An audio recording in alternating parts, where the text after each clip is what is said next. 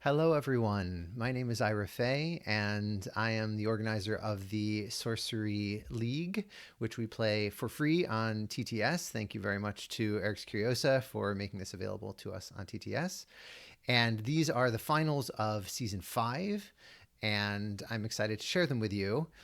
I want to thank a few people, the sponsors. A lot of people donated, a lot of individuals donated, and in particular, I just want to call out Centerpoint and Kyle and Charlie and Two Fluent, who donated specific things, which we're really excited about, and also the Death Store podcast, and also Games Ahoy from Zalem. So thank you very much to everybody who contributed, and it really makes a difference because we are now getting to play a super fun final game.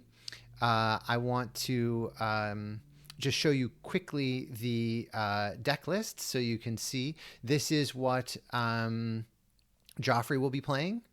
And you can pause if you want to see this, and I'll probably include links in the description. And also, this is what Mothra is playing, Navid is playing. So hopefully everybody will enjoy it. We'll have a good game, and I will tell the players they can now begin. Okay, guys, hope you have a lot of fun.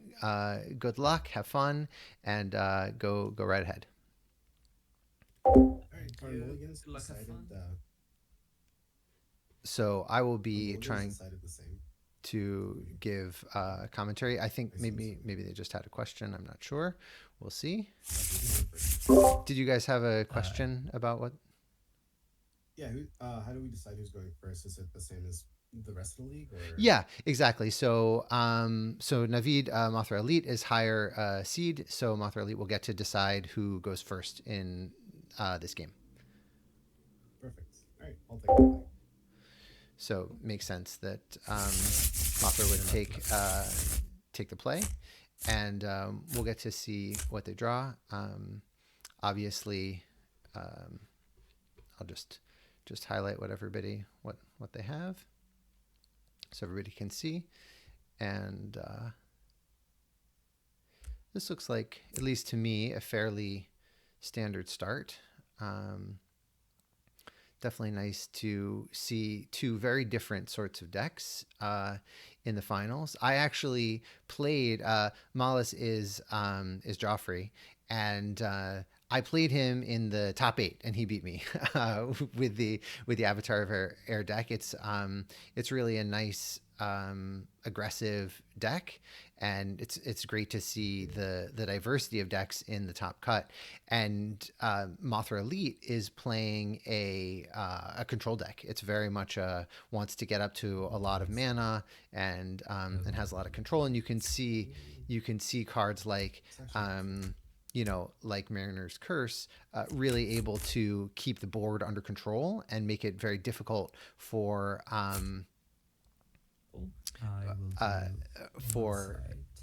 Jeffrey to be able to come in and attack. It's interesting to see these mulligans. I'm surprised a little bit to see the creatures going away. Ready when you are. All right, so we're starting off, and you may notice that there is a Island Leviathan, which requires 8 threshold. So the Elementalist gives 1 threshold of all types. So actually, at the moment, Lighthouse. Navid actually has 2 water threshold, and so the idea is that he can activate the Island Leviathan on turn 7 potentially, or even potentially turn 6 if he gets an Aquamarine Core, which I believe he plays. So he only has 2 water threshold here, and he does not have. Oh, he does have. Of course, he has the water. He has the Earth threshold because he has. He's playing the Elementalist, so that allows him to play Common Sense right now, because the Elementalist ability, which gives him 1 threshold of every type. Yeah. And it will be very interesting to see what happens with this Sinkhole. I'll be grabbing a Riptide here. All right, so he says that he grabs the Riptide, which makes sense because it combos very nicely with Mariner's Curse, and he's. These are not. I will tap for. All right. Tower. It's 3 mana for the turn. What would you play out here? Would you play the Pegasus, or would you play the Phase Assassin, or would you play the Headless Haunt? There are a lot of options to the tower. All right, so and pass. This is exactly the sort of control situation that Naveed is happy with, because he's going to be able to keep his sights under control with the Mariner's Curse. So I would, So there's no way for the Plume Pegasus to attack proactively, because whenever a minion enters the site, you submerge it, and Mariner's Curse comes back into hand. So it's sort of a repeatable removal. And because we know that Naveed has Riptide in his hand, he can also even pull the Plumed Pegasus into that area and be prepared to replay it. It's interesting to see Quarrelsome Kobolds. I'm not exactly sure what they're doing. It'll be interesting to see. Obviously they can take out bats, and I guess they can get killing blows in the end. But if Naveed plays kobolds into any of these sites, or really any minion into any of these sites, the Mariner's Curse will affect him as well. So it's not just your enemy's minion, it's anybody's minion. All right, so I'm going to play a Sinkhole. We're seeing that Jeffrey is continuing to develop his mana base. He has a Sinkhole in play. Interesting that he's choosing to do it in Site 7 instead of Site 9. Phase Assassin here. All right, so I will blow up the Sinkhole.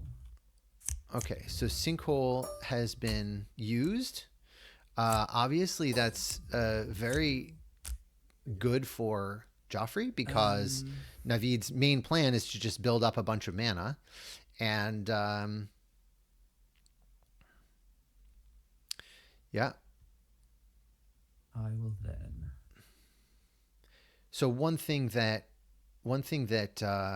Joffrey could do right now is he could move his Plumed Pegasus into the rubble, which is no longer a water site. So it would be safe for the Plumed Pegasus. I'll fly the Hippogriff here. All right. He said Hippogriff, but they're actually Pegasi. All right. And so at this moment, if Joffrey plays a normal water site to the rubble, the Pegasus will not automatically be drowned. But because of the undertow, he's able to pull the Pegasus. So what just happened was the Pegasus just got pulled, which that triggered Mariner's Curse, and then Naveed replayed the Mariner's Curse for 3 mana. So without the undertow, and if he just played a normal water site under the Pegasus, it would not have triggered Mariner's Curse, because Mariner's Curse says when you enter the site, but the Pegasus was already there. So that was interesting. Very good use of undertow. The Phase Assassin cannot, even though it has stealth, it cannot productively attack, because Mariner's Curse says whenever a minion. It doesn't say target minion. So it's not targeting the Phase Assassin, even though it has stealth. So this is really a very effective, proactive defense. And it'll be interesting to see next turn if Naveed is going to keep drawing sites to be able to continue his mana ramp, or if he's going to start drawing spells and tap to draw a site. I'm guessing he'll keep drawing sites, but we'll see. And you can also notice that the Jeffrey's deck has quite a few powerful threats, but a lot of them are at 4 mana. So the Sinkhole did set him back slightly, but I think getting rid of that second Island Leviathan, particularly an Island Leviathan that was right next to his own sites, was a great play. And keeping the mana low is probably the right choice. Phase Assassin here. All right. Moving the Phase Assassin out of the way, I think, makes a lot of sense. The Headless Haunt is interesting. It could inadvertently trigger the Mariner's Curse if it happens to teleport in. But you know, that's interesting. I'm not sure that I would have moved the Phase Assassin away, given that I was also going to play my Headless Haunt, because if the Headless Haunt happens to trigger the Mariner's Curse, at least then my Phase Assassin could attack in productively. And once it's on the site, then it will be able to continue attacking the site. So yeah, I think that, yeah, this is a very interesting location play for the floodplain. I guess Jeffrey foresaw that Naveed would want to keep all of his sites protected. So I think it makes sense, at least for right now, to keep all of Jeffrey's sites protected from the Mariner's Curse and playing it in this square like this. But it's interesting. This is a really interesting choice. I think if you play to this floodplain, there are a lot of things that could come in and attack. We can see the Gyre Hippogriffs able to come in, and certainly the Headless Haunt. So by playing the floodplains to square 12, it actually creates many opportunities for where the Headless Haunt can land, when before it would have been 0 places to be able to attack. I'm actually quite surprised by that, but I guess with the Riptide in hand, it felt worth it to Naveed to stake out his sites, because he does want to get this Island Leviathan online at some point. He's at 5 water threshold already. In a few more turns, he's going to have it active and working. So I'm wondering if he's going to go in advance and fetch a grapple shot here. And maybe his feeling is he probably, so there's the grapple shot. He may be feeling like he has enough life right now. The odds of 2. Okay, so the Haunt goes to square 2. The odds of being able to attack this site, he had 1, 2, 3, 4 sites, but also the Avatar of Air could have flown him there. So really 5 sites. That was a 5 out of 20, a 25% chance that this would be able to attack productively, but then the Riptide would pull it into the Mariner's Curse and kill it. So I guess Naveed was willing to do that. I do notice that Naveed does not have air threshold yet. He does not have any air threshold, which obviously is good when you're battling Avatar of Air, but he does have Dapperel Vampire that he'd love to play on turn 5, as well as the grapple shot eventually for the Island Leviathan in 3 turns. So we'll see what he manages to do.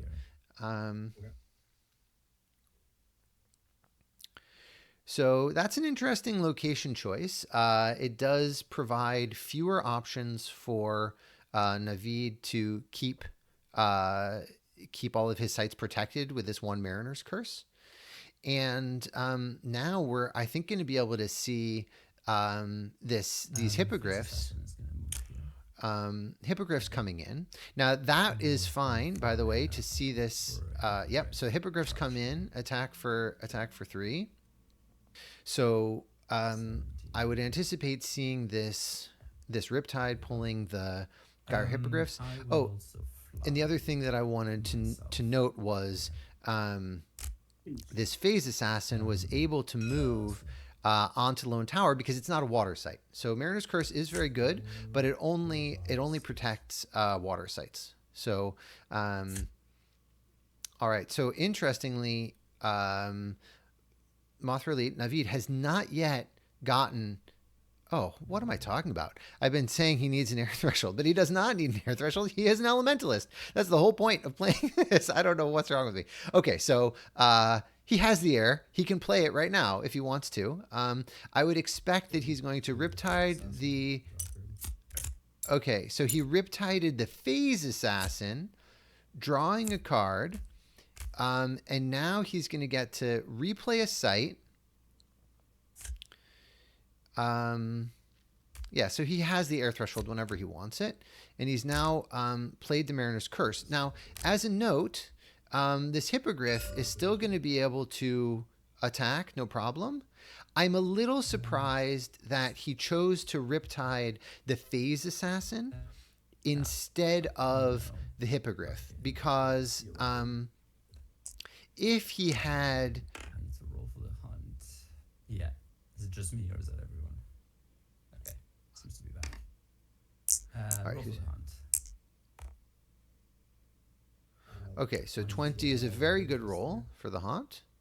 So that was a great roll for the headless haunt. But what I was trying to note from the previous turn was if the hippogriffs had been riptided and taken out the Mariner's Curse, and then the Mariner's Curse had been replayed on these four squares, then there would have been no productive attack for the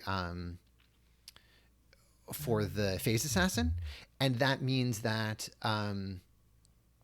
right now the hippogriffs can stay on the floodplain, and then they're going to be able to keep attacking this turn. So definitely a tough turn, for Mothra Elite, for Navid, and especially seeing these bells that are going to be showing up momentarily. Yeah, that 3 extra damage could certainly matter. It'll be interesting to see. I don't know. Maybe it's a little late for bells. We see Maddening Bells increase the cost. Obviously, pretty significant. It does seem likely, unless he puts it on his own avatar, it seems likely that the bells will affect him. I kind of anticipate now maybe a grapple shot for 4. That would be pretty good.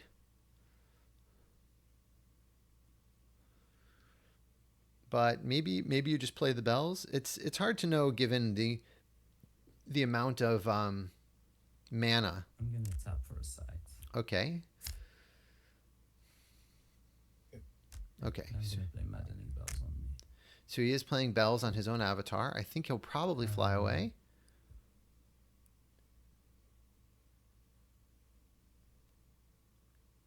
Go ahead, fly somewhere.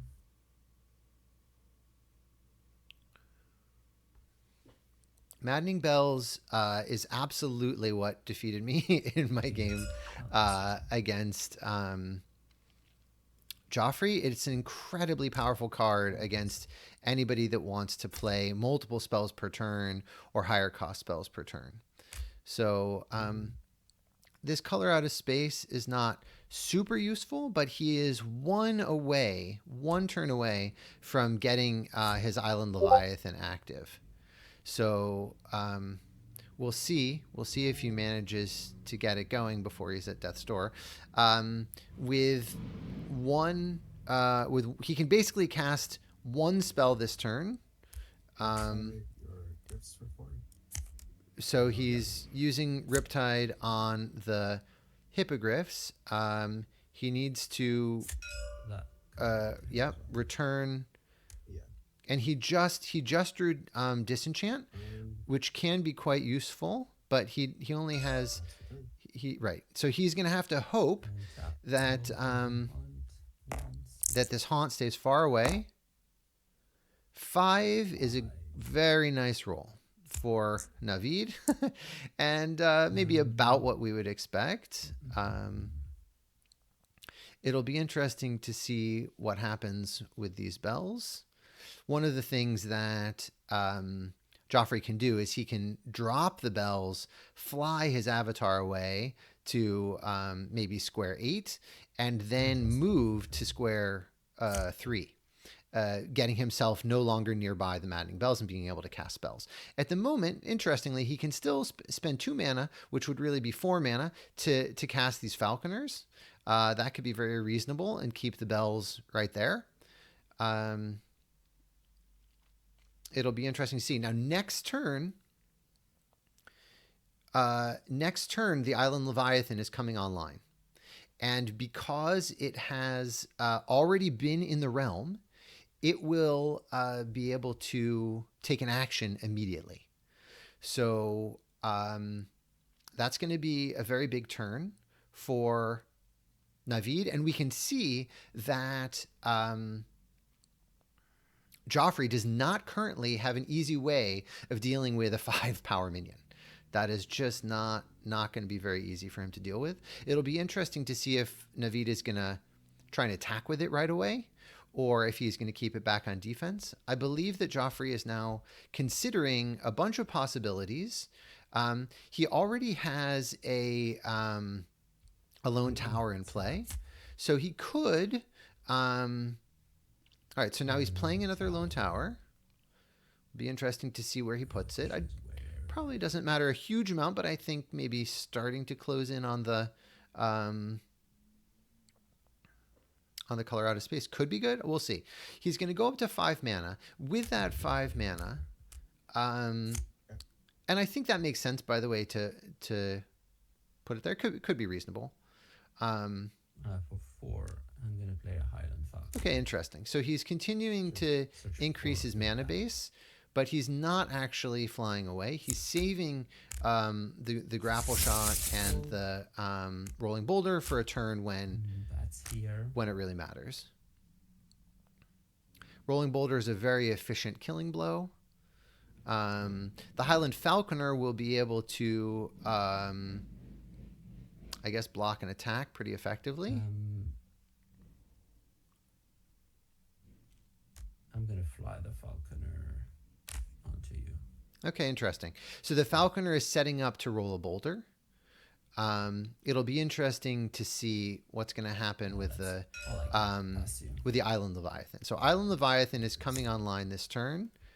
And that's a pretty incredibly bad draw for Navid, because he does not get to his 8th water threshold this turn. Because of the play, this is incredible, because of the play of the lone tower right here, he did not have a free space for his floodplain to go. And because of the color out of space, he wanted to leave this open location, but it means that this floodplain is not able to flood the color out of space, or the crossroads, which is really quite tricky for Navid. He will have 7 mana to work with.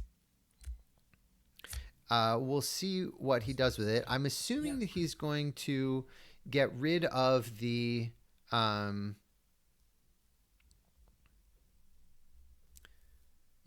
assuming that he's going to pick some sort of water site, probably another Island Leviathan.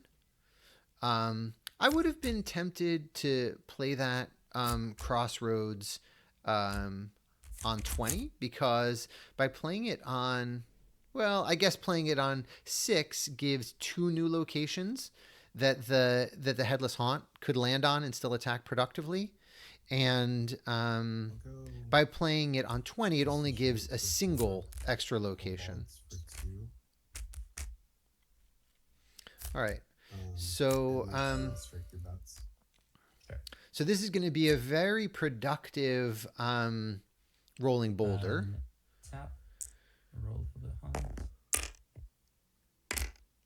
Okay. So Navid got lucky there that there was no the Haunt did not come in, because otherwise I think it's likely he would have been at Death's Door. We'll surely see the rolling boulder coming in. It's also interesting to me that we have not yet seen the vampire, but it's quite possible next turn what we'll see is vampire getting played for 5 mana, and then a grapple shot for 8. 8 mana total, allowing Navid to gain 4 life and eliminate some threat on the board. Oh, and look at that. So Joffrey drew flanking maneuver. A blink would not allow the Headless Haunt to change regions from the void to the surface, but flanking maneuver does not have any requirements, because it's a teleportation effect and specifically gives an alternate movement, specifically a Chess Knight's move, which is 2 in one direction, 1 in another direction. It can change regions. So I suspect what we're going to see is the Headless Haunt coming in to attack for 4. Though it's hard to know. Maybe the boulder. Maybe the boulder is going to be rolled. All right, so the boulder is going to be rolled. I'm gonna play a boulder in the hand of the, and then I'll roll it this way Against himself. Very interesting. So he rolled it to himself. That took out the kobolds. That took out the fly myself and it did 4 damage to the wait. it did 4 damage to the elementalist. I'm a little surprised that we're not seeing it rolled towards the oasis. Fly myself here. If it had been rolled towards the oasis, I guess he would have. Sure. Oh, interesting. So he didn't. So just now the Avatar of Air could have rolled it back, but he did not roll it back because he didn't want to kill his own falconer. Also, the Avatar of Air is on a free city, which is obviously quite good and defensive. There's no easy way to attack the Headless Haunt. So Joffrey has really set himself up nicely in a defensive manner, even though he's typically wants to play a pretty aggressive game. This setup is really he's playing the odds that with this boulder plus the flanking maneuver plus a grapple shot plus the Headless Haunt, he's going to be able to get in to put Navid at death's door. We see the finally the 8th water site coming into play. It comes with quite a few tadpoles.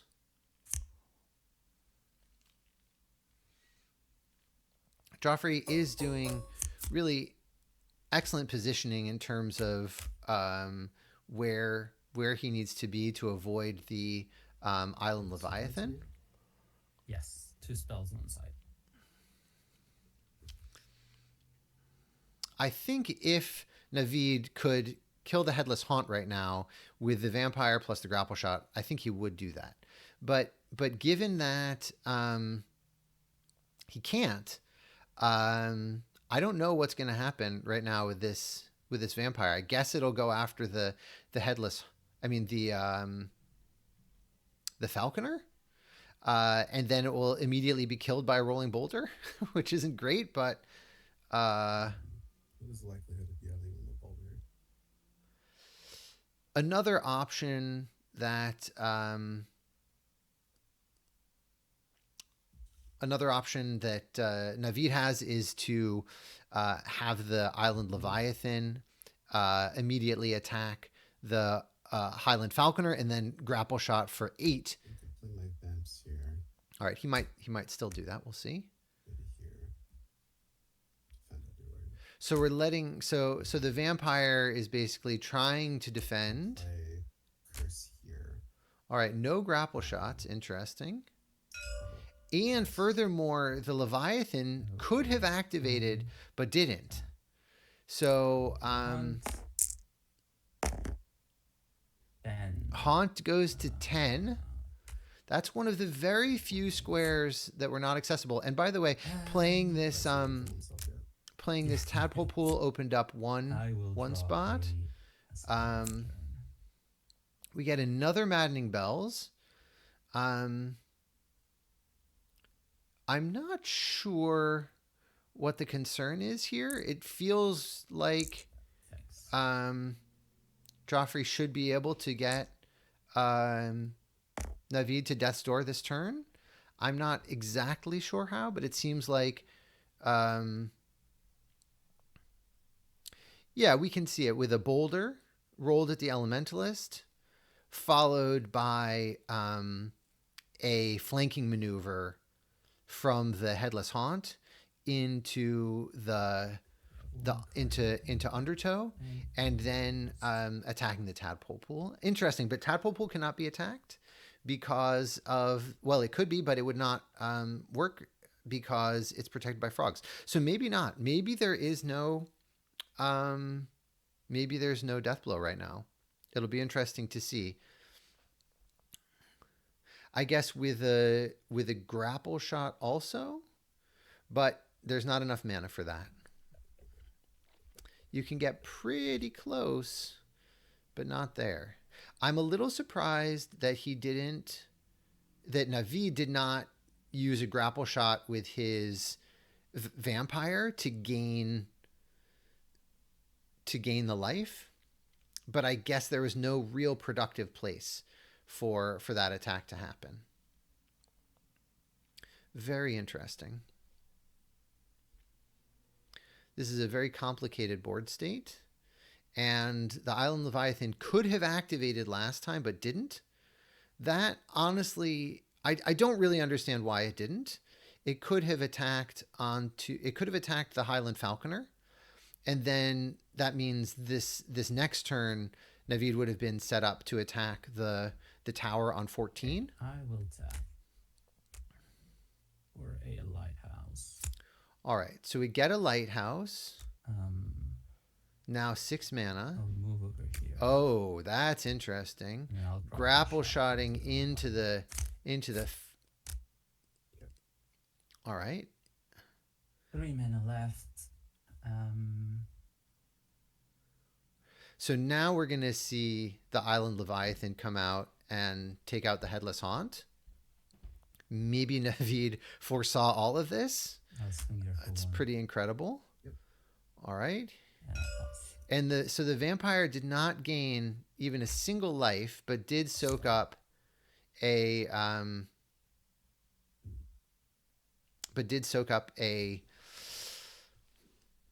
grapple shot.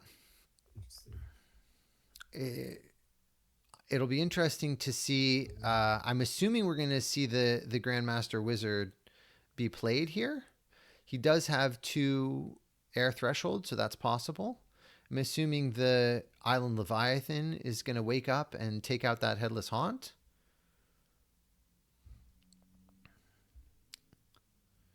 And then, yeah, I guess some frogs might move over a little bit. Interesting possibilities. Surface 1, move 1. All right, so 1 moved over, 1 got surfaced. Frogs are still doing their best to defend. I guess if the rolling boulder is used to get Naveed to get Naveed to death's door, then it's not particularly, there's nothing in hand that lets the killing blow happen. So I guess Joffrey is trying to hold on to that rolling boulder for the right moment. I suspect that. Activate. All right. Attack here. I think that. Yeah, so you lose a threshold and a max mana. Not threshold, just it retains the threshold because the card's still on the table. Yeah. Yeah. What's interesting is this is the second final game that has Island Leviathans in it. So where's the Grandmaster Wizard going to go? All right, he'll get. All right, he's just staying out of the way of the boulder that's almost certainly coming.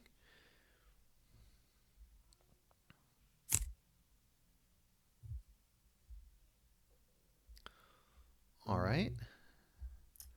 So the Atlantean Fate would be very nice to get rid of the rolling boulder, but that's not quite possible yet.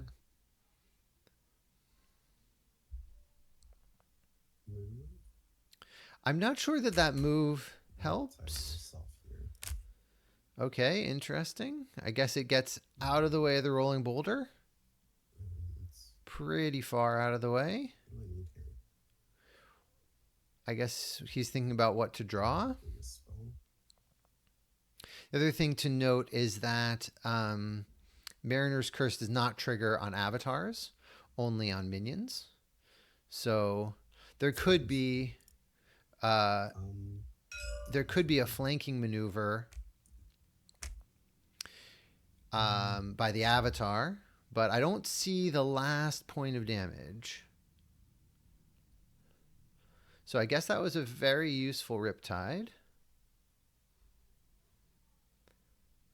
Oh, no more hunts. I'm not sure exactly what Joffrey's thinking about. It seems like he certainly has to draw a spell. Yeah, so I think he can definitely get Navid to 1, but I think that this Falconer cannot attack productively.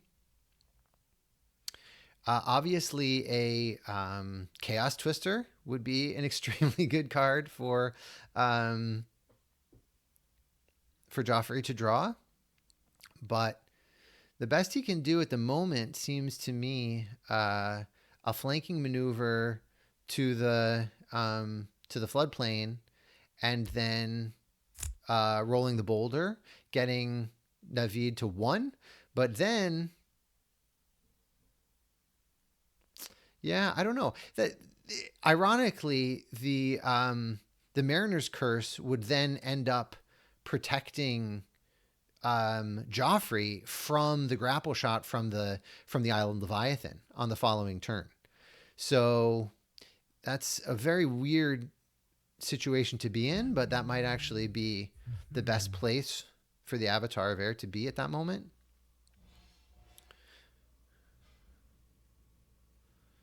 This is a very complicated situation. Where would you go with the Avatar of Air?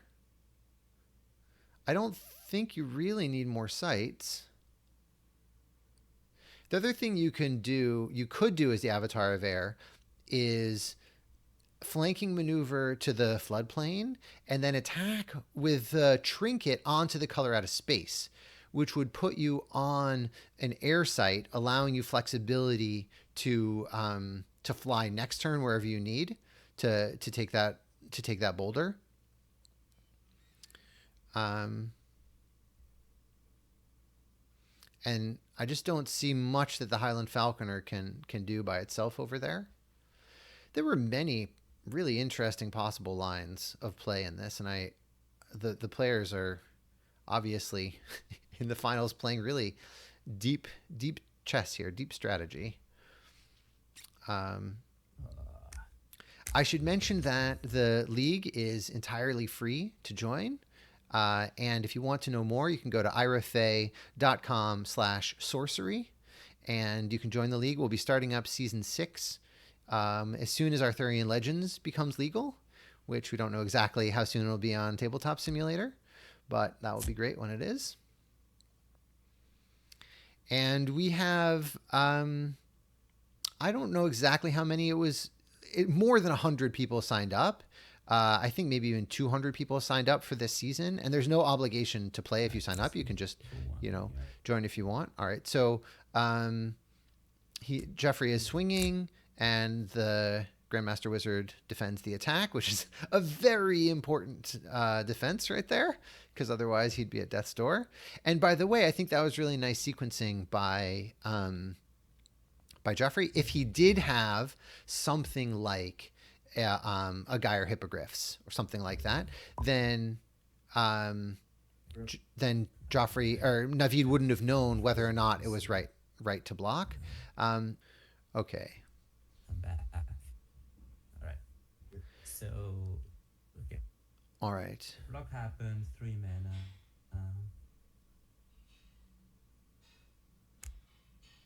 I'm gonna play flank. All right. Oh, so he is flanking. He is flanking to the floodplain land. Now let's see if he's gonna follow up with a trinket attack. So now that he has exactly 3 mana, I wonder if he'll be tempted to play the trinket attack for 2 onto the color out of space, and then play the bats somewhere, threatening to get in the last bit of damage. Yeah. I mean, this is a very close game, and this is an example of the. I will then. Okay. So he rolled the boulder. The boulder has been rolled, and bats are coming into play somewhere. It is nice to get your opponent to 1. I'm gonna play bats. All right. So bats will be able to defend against And pass. the grapple shot or the attack from the Island Leviathan. It seems like I would assume Naveed will draw a spell here, but maybe not. What do I want here? I think I'll take. So I'm not too set at the start. So he's just trying to figure out what the best thing to do is. I think with the Philosopher's Stone, I would be inclined to draw another spell. I think another important note is that the Atlantean Fate only floods and submerges on non-ordinary sites. So the bat is actually safe from Atlantean Fate on that tower, which is in an ordinary site. It is interesting that it can't productively attack right now. I guess it could attack the undertow right in front of it on square 13.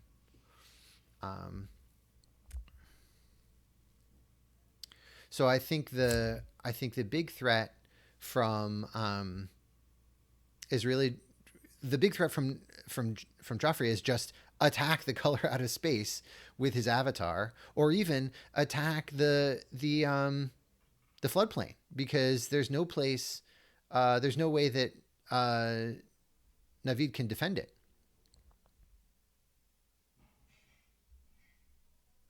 So it'll be interesting to see, is he gonna grapple shot the grapple shot with the Island Leviathan into the bat so that then he can attack for 8. All right. So he takes out the bats.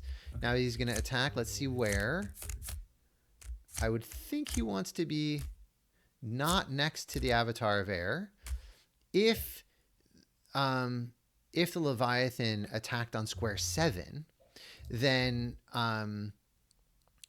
Joffrey could have moved his avatar to square 7 and then blown the Island Leviathan into the floodplains, drowning it. So let's see. The frog is submerging, and I guess that means that the rolling boulder is getting rolled to the right, is what I'm guessing, to take out the falconer and just getting it away from the Avatar of Air. The thing is, that's just not that far away from the Avatar of Air. The Avatar of Air will be able to attack the undertow. 1, 2, you have 4. Yep. And then you have the air descent.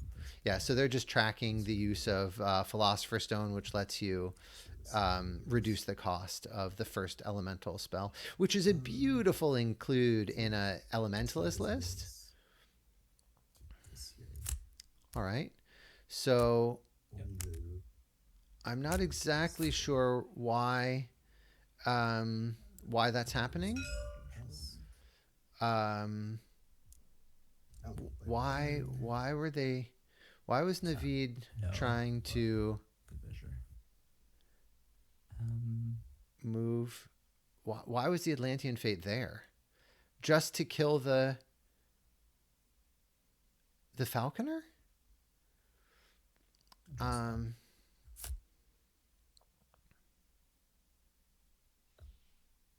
So the thing about the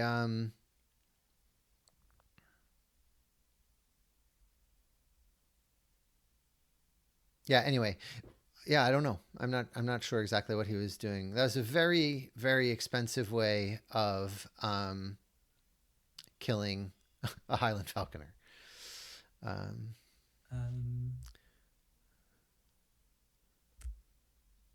gonna attack for 1 here. So Avatar of Air putting him to death's door. Just coming in, attacking. There's nothing in his hand right now that will let him defeat that will give him a death blow against the Elementalist. But I'm assuming the bats are going to get played somewhere. I would, if I were Joffrey, I would be inclined to play it on square 8, just trying to keep myself out of death's door for an extra turn, giving me an extra chance to draw a card. There are enough things that the Avatar of Air can draw that would let them still get a death blow that I would rather have a whole extra turn. We'll see where the bat ends up.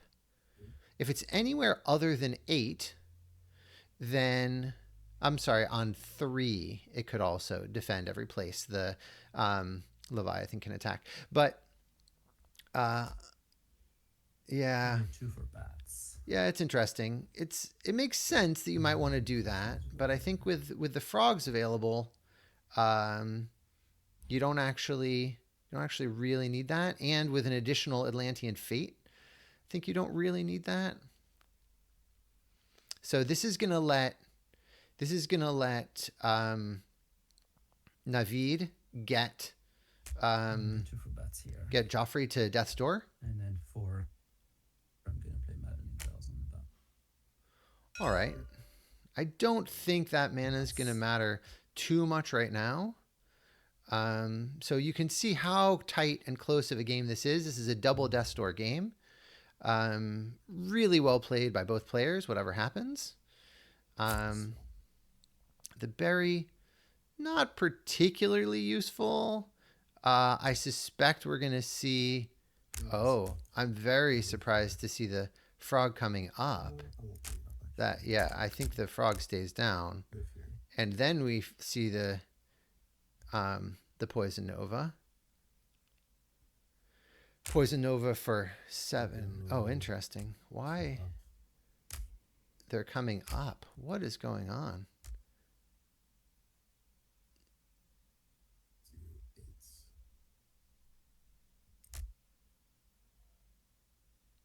Yep.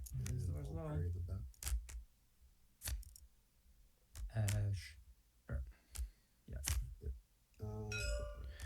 I would have, yeah, maybe. Okay, so I guess Navid is just setting up for next turn Boulder. So right now the threat is I do not have it, if that makes you feel Elementalist rolls the boulder at the Avatar of Air. That is the direct threat. Where is the frog? I wish. Bats will move up. So we have one frog that is submerged and 2 frogs that are on the surface. The Avatar of Air definitely needs to move at least 1 square north. Yeah, the Tower of Air will move down. Yeah. And then for 3. We have another Headless Haunt. So maybe this is what Navid was setting up for, getting a 2-for-1 on the Poison Nova. Now, I think it's a little bit of a mistake to be putting the Headless Haunt anywhere on a site nearby, because you're going to have to roll at the start of next turn anyway. What you really want, I think, is to put it near the Avatar of Air to be able to defend, I guess, in some weird way. It's probably not too relevant. It's a good boulder, but it is what it is. As to you. I'd be surprised if you don't have it. So, I don't see a way that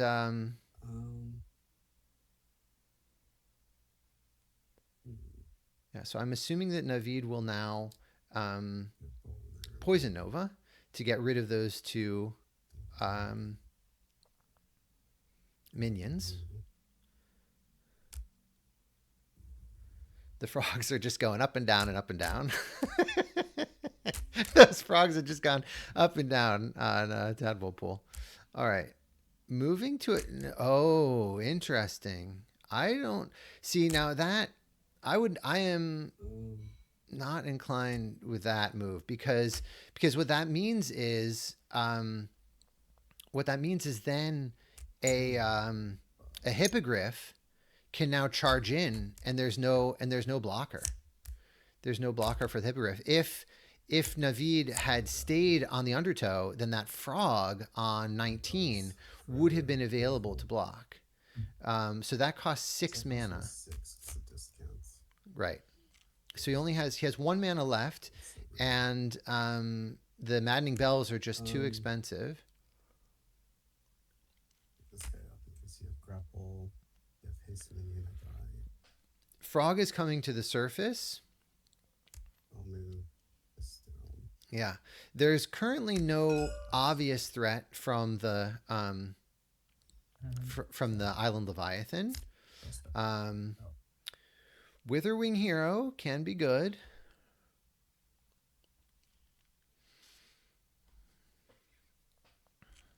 So Navid will be able to play a Mariner's Curse. Oh, it's brutal. In the corner very soon. And that will be a very good defense against a death blow, with the frogs being able to survive it. And this is incredible. I mean, really quite a few turns on Double Death's Door. Nice. Usually the game does not last quite this long.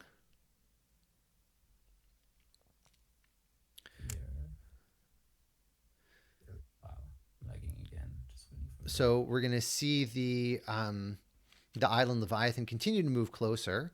At some point, at the right moment, Navid will be able to play the Land Surveyor on the color out of space or somewhere in the Mariner's Curse, using up the Mariner's Curse, killing off the... Ooh, Witherwing. I'm gonna play a Witherwing Hero. Is he Here. grabbing the... They're asking if he's picking up the Maddening's Bells, which is what I was curious about too. Let me think about it. Navid I can don't think he is. Navid can use the Land Surveyor to get rid of his own Mariner's Curse. And what's interesting was if he drew a sight right now, he can turn off his own color out of space. Oh, that's the game. What a game. Yeah, good game. Wow. Good game. Wow. Yeah. Yeah, very close. Very scary. The Mariner's Curse really managed When I to saw your mulligan, I was like, oh, that's not good. have a good Yeah, my defense. starting hand was And then great. a It was, couple- like if I ever, yeah. I'm going to turn up their volume. A couple too many bad haunt rolls. I was desperately looking for Yeah. either a boulder or a hippogriff at the end. Which is Great. Well, that one haunt roll actually Just like one gun. was literally the perfect roll because the only site you could attack was 19. that one was really good. Yeah, Yeah, that's true. and That's true. I would have been one more life, so that would have been one more auto. But I mean, the game's I expected to die right after Dory. But yeah, GG's man. Very, very Yeah, GG's, Great game. GG's. Yeah, great game. I love your deck. I think it's great that we finished the alpha beta season with a water deck. I think it yeah. seems very fitting.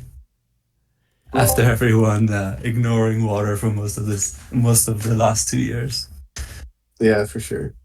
you got Congratulations. something really good. Congratulations to both you guys. This was an absolutely incredible game. So fun to watch. I mean, I Double Death's Door for like 2 or 3 turns. Really super epic. Yeah, congratulations. I'll be getting your information for sending out prizes. There were some special donations from a couple people, so you'll both get to pick some cool special donations, and really appreciated your participation. Thanks again for scheduling. Hope you have a good rest of the day. Yeah, it's great. Thank you for putting this on there. Thank you. Appreciate it. Yeah, my pleasure. And congrats again, Moth. Yeah, no, it was a great game.